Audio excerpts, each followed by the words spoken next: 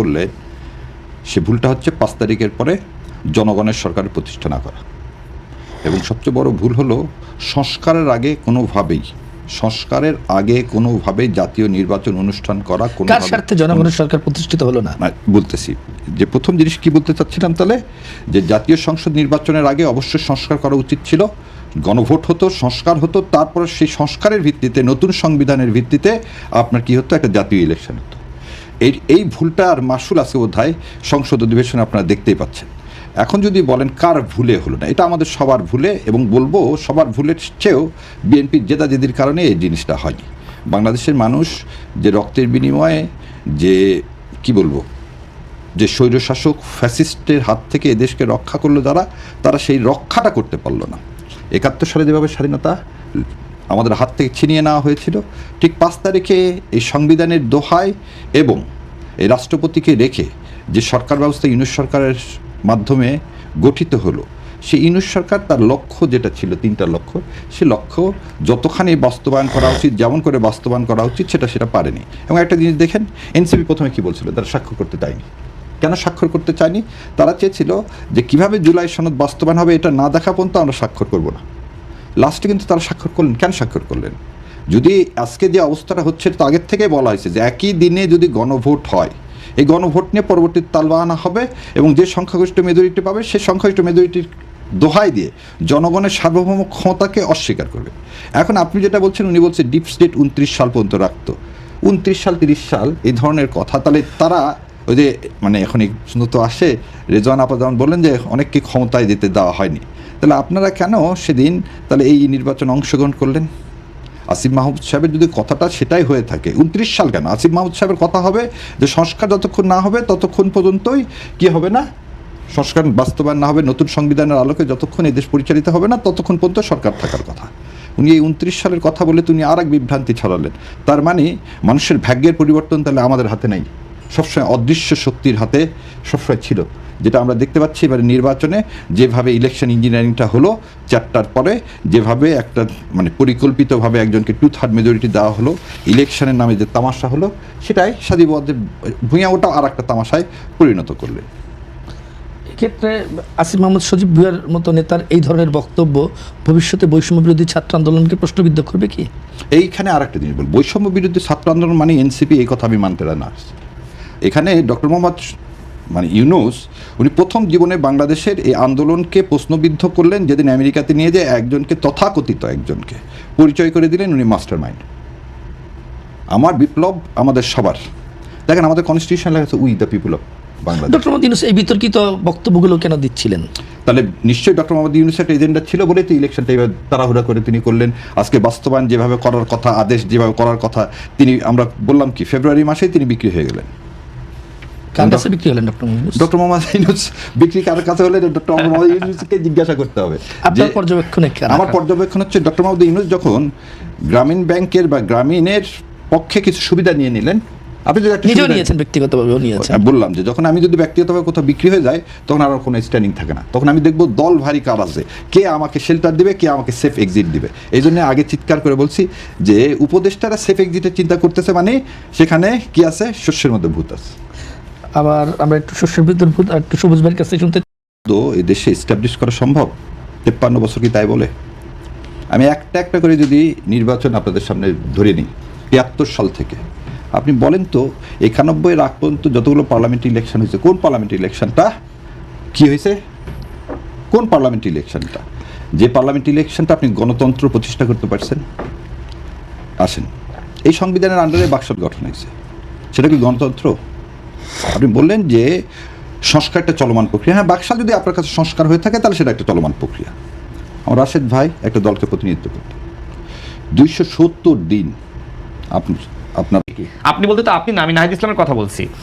তো আপনি যেহেতু জানেন যে ডিপ স্টেট, তো এদেরকে তো রিমান্ডে আমরা নিতে পারি, জিজ্ঞাসাবাদ করতে পারি যে বাংলাদেশকে নিয়ে তাদের আসলে নতুন কি ষড়যন্ত্র বা চক্রান্ত ছিল।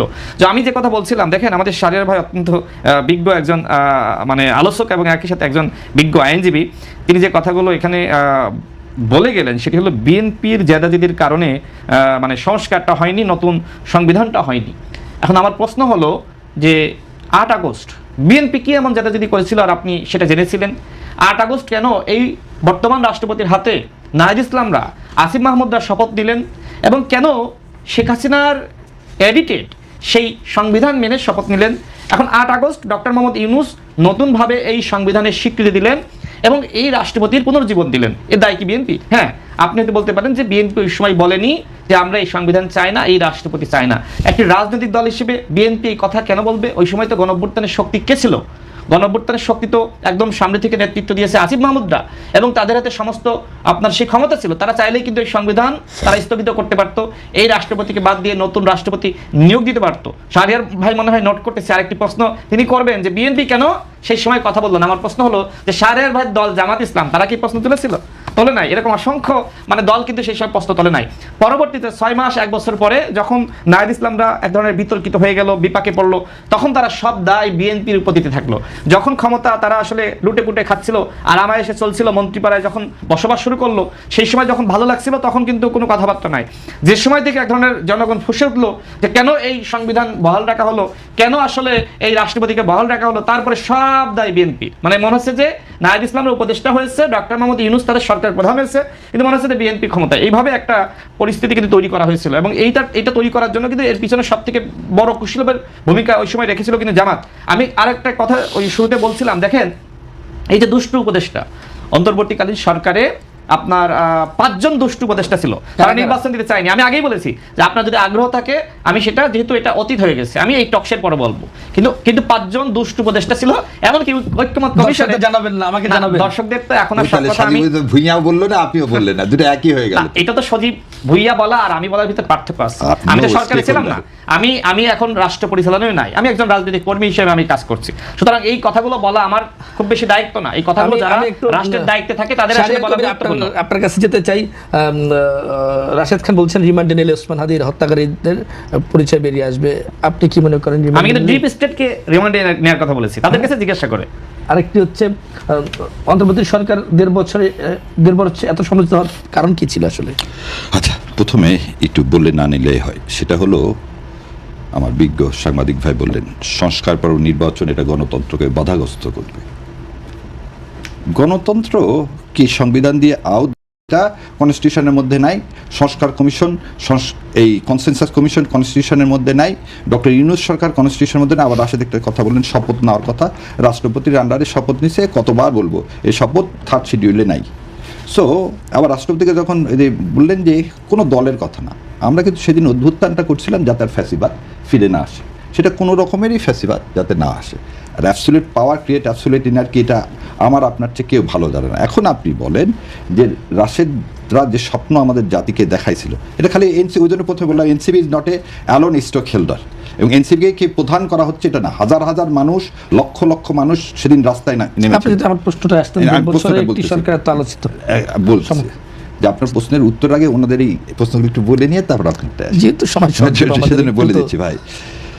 সো সংস্কার একটা চলমান প্রক্রিয়া, সেই চলমান প্রক্রিয়া 270 দিন আপনি পালন করে আপনি এক জায়গায় এসেছেন, আপনি সাইন করছেন, এখন আপনি তা পালন করতে চাচ্ছেন না কেন? কোথায় সাইন করেছে আপনি? জুলাই সনদে না ভাই, আপনি আপনার সময় ইন্টারাপ্ট করি না, জুলাই সনদে আপনারা সবাই সাইন করছেন, জুলাই সনদে আপনারা সবাই সাইন করছেন, এবং জুলাই সনদ কীভাবে বাস্তবায়ন করা হবে সেটাতেও সাইন করছেন, এবং আপনারা তারই উপর ভিত্তি করে যখন একটা অর্ডার পাস হলো আপনারা কেউ এটাকে চ্যালেঞ্জ করেননি, বলেননি গণভোটে যাব না। গণভোটের হার পক্ষে আমার রাশেদ পর্যন্ত করছেন, রাশেদ পর্যন্ত গণভোটের হার পক্ষে পর্যন্ত কি করছেন, মানুষের কাছে গেছেন, হ্যাঁ ভোট চেয়েছেন। যদি রাশেদ বলেন না আমি হ্যাঁ ভোটের পক্ষে যাইনি, আমি গণভোটের পক্ষে ছিলাম না, তাহলে আমার কথা আমি পুরোটা উইথড্র করে নেব। থেকে আজকে কেন হঠাৎ করে বলছেন গণভোট অবৈধ? আজকে কেন বলতেছেন যে না এই গণভোট সংবিধানের বাইরে? আমার মনে হয় যে আপনি মিস্টেক করতেছেন, গণভোট অবৈধ কেউ বলে নাই। এই গণভোট অবৈধ কে বলেনি? এই গণভোট অবৈধ বলছেন না, আপনি শপথই নিতে আপনি শুরুই করলেন যে শপথ দেননি। গণভোটের কোনো একটু আগে পড়তেছিলাম, আপনি বোধহয় এটা পড়েননি, প্রথম আলোতে বলেন আইনমন্ত্রী নিজে বলছে যে এই গণভোট সংবিধানের মধ্যে নাই, রেফারেন্ডাম।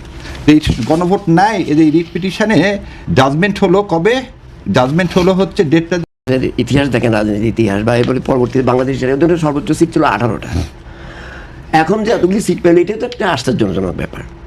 তাহলে সেখানে থেকে ইঞ্জিনিয়ারিং হলো কিনা সে কত কিন্তু আছে, কিন্তু তো বিষয়টা হচ্ছে যে এগুলো তো কোনো কথা না, কথাটা হচ্ছে যে এই যে মানুষ একটা নতুন সরকার পেলো, একটা বিরোধী দল পেলো, এটাকে এই যে 15 বছর বাংলাদেশে যে একটা গণতন্ত্রকে ধ্বংস করে দেওয়া হলো, গণতন্ত্রকে আপনার কি বলে কবরস্থ করা হলো, অর্থনীতিকে ধ্বংস করা হলো, এটাকে কিভাবে পুনরুজ্জীবন